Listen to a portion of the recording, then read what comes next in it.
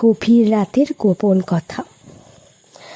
আপনারা যারা এখন এই গল্পটা শুনছেন তাদের একটা প্রশ্ন দিয়ে শুরু করি। ধরুন রাত তখন প্রায় 2টো, চারপাশে একদম চুপচাপ, আপনি একা নিজের ঘরে বসে আছেন। হঠাৎ দরজায় 3বার টোকা পড়ল। আপনি ভাবলেন হয়তো কেউ এসেছে, কিন্তু তারপর মনে হলো এই রাতে কে আসবে। আপনি দরজার কাছে গেলেন, কিন্তু বাইরে থেকে কোনো শব্দ নেই। আবার টোকা পড়ল। এবার আপনি দরজার ফুটো দিয়ে বাইরে তাকালেন, কেউ নেই। তখন কি করবেন? দরজা খুলবেন নাকি চুপচাপ ফিরে আসবেন? আজকের গল্পটা ঠিক এমনই একটা রাতের। তবে গল্পটা শুরু হওয়ার আগে একটা কথা বলি। গভীর রাতের কিছু ঘটনা দিনের আলোয় যতটা সাধারণ মনে হয়, অন্ধকারে সেগুলোই কখনো কখনো ভয়ের কারণ হয়ে দাঁড়ায়। ঘটনাটা একটা পুরনো বাড়িকে ঘিরে। বাড়িটা বহু বছর ধরে বন্ধ ছিল। গ্রামের মানুষজন বলতো রাতের দিকে ওই বাড়িটার পাশ দিয়ে গেলে মাঝে মাঝে ভিতর থেকে কারো কথা বলার শব্দ শোনা যায়। কিন্তু বাড়িটায় তখন কেউ থাকতো না। একদিন বাড়িটা পরিষ্কার করতে গিয়ে একটা পুরনো কালো ডায়েরি পাওয়া গেল।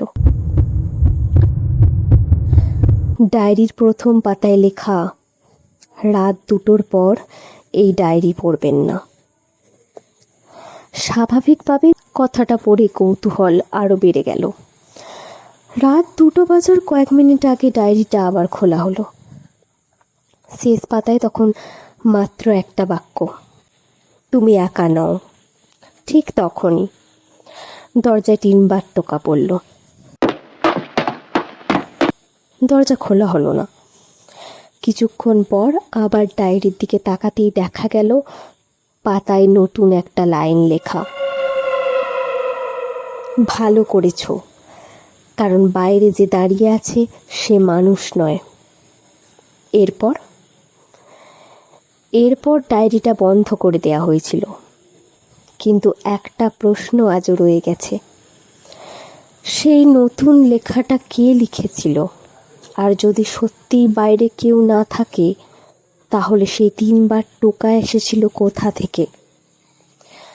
আপনি যদি এই গল্পটা রাতে শুনে থাকেন, একবার নিজের দরজার দিকে তাকিয়ে দেখুন। আর যদি ঠিক এখন